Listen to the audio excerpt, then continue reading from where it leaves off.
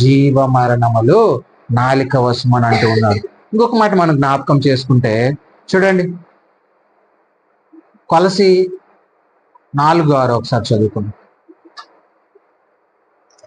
కొలసీలకు రాసిన పత్రిక 4వ అధ్యాయం 6వ వచనం. ప్రతి మనుషునికి ఎలాగ ప్రత్యుత్తరం ఇయ్యవలెనో, ప్రతి మనుషునికి ఎలాగా ప్రత్యుత్తరం ఇవ్వవలెనో అది మీరు తెలుసుకొనుటకై సంభాషణ ఉప్పువేసినట్టు మీ సంభాషణ ఉప్పు వేసినట్టు ఎల్లప్పుడు రుచి కలదుగాను కృపా సహితముగాను ఉండనివ్వండి. హల్లెలూయా. ఇక్కడ అంటూ ఉన్నాడు, ప్రతి మనిషికి ఎలాగ నువ్వు ప్రత్యుత్తరం ఇవ్వాలను అది మీరు తెలుసుకున్నట్టుగా మీ సంభాషణ ఎప్పుడు ఎలాగుండాలి? ఉప్పు వేసినట్లు ఎల్లప్పుడు రుచి కలనదిగా ఉండాలి. అదే విధంగా కృపాసహితముగాను ఉండాలి. ఎందుకనంటే నువ్వు చూడండి, ఒక వంట చేసినప్పుడు, మనము ఒక కర్రీ చేసినప్పుడు అందులో నువ్వు అన్ని వేసినా కూడా సరే ఉప్పు వేయకపోతే ఏమవుతుంది? టేస్ట్ అనేది రాదు.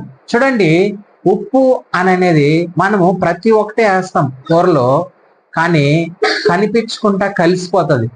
చూడండి, కరివేపాకు వేస్తామా, కొత్తిమీర వేస్తామా, ఏదైనా ఒక కర్రీ చేసినప్పుడు మటన్ ఏదేసినా అవన్నీ నీకు పైకి కనిపిస్తాయి, కానీ ఉప్పు మాత్రం ఏమవుతుంది? కలిసిపోతుంది. అందులో మనకు తెలీదు, కానీ ఆ కర్రీలో ఏమొస్తుంది? రుచి వస్తుంది. అదే విధముగా నీ మాటలు ఉప్పు వేసినట్టుగా ఎల్లప్పుడూ రుచికరంగా ఉండాలి. హల్లెలూయా. ఎప్పుడు రుచికరంగా ఉండాలి. అదే విధంగా కృపాసహితంగా ఉండాలి. ఆ రుచికరంగా ఉండాలంటే ఏవంటే మాటలు మంచి. ఇప్పుడు చూడండి, చాలా మంది ఇతరులను ఏం చేస్తూ ఉంటారు? కించపడటం కాదు, ఏదో ఉబ్బి తబ్బించే మాటలు చెప్తూ ఉంటారు. తద్వారా ఏమవుతుంది? వాళ్ళకి అది ఆశీర్వాదం కాదు, అది కృపాసహితం కాదు. నువ్వు చెప్పే మాట అది దైవిక చిత్తమును నెరవేర్చేదిగా ఉండాలి, అది రుచికరమైనదిగా ఉండాలి. అదే విధంగా మీ సంభాషణ కూడా ఎప్పుడైనా నువ్వు నలుగురితో కూర్చున్నప్పుడు మనం ఏం చేస్తాం? వాళ్ళ గురించి వీళ్ళ గురించే మాట్లాడుకుంటాం, కానీ దైవికమైన మాటలు మనము మాట్లాడుకోం. మనము ఎక్కడైనా కూర్చున్నప్పుడు దేవుని మాటలే మనం పలకాలి. దేవుని మాటలే మనం, దేవుని వాక్య లేఖనాలే మనం గుర్తు చేసుకోవాలి. అయితే ఇక్కడ అంటూ ఉన్నాడు, ప్రతి మనుషునికి నువ్వు ఎలా ప్రత్యుత్తరం ఇవ్వాలో అది మీరు తెలుసుకున్నట్టుకై మీ సంభాషణ ఎప్పుడు ఎలాగుండాలి? ఉప్పు వేసినట్టు రుచికరంగాను కృపాసహితముగాను ఉండాలని చెప్పి ఇక్కడ చెప్తూ ఉన్నాడు. కొలసీలకు రాసిన పత్రికలో అపోస్తలుడైన పౌలు మనం జ్ఞాపకం చేసుకోవాల్సింది ఏంటంటే, రుచికరముగా నీ మాటలు ఉండాలి. హల్లెలూయా. రుచికరముగా నువ్వు ఉండాలనంటే పరలోకంలో ఉన్న తండ్రిని నువ్వు ధరించుకోవాలి.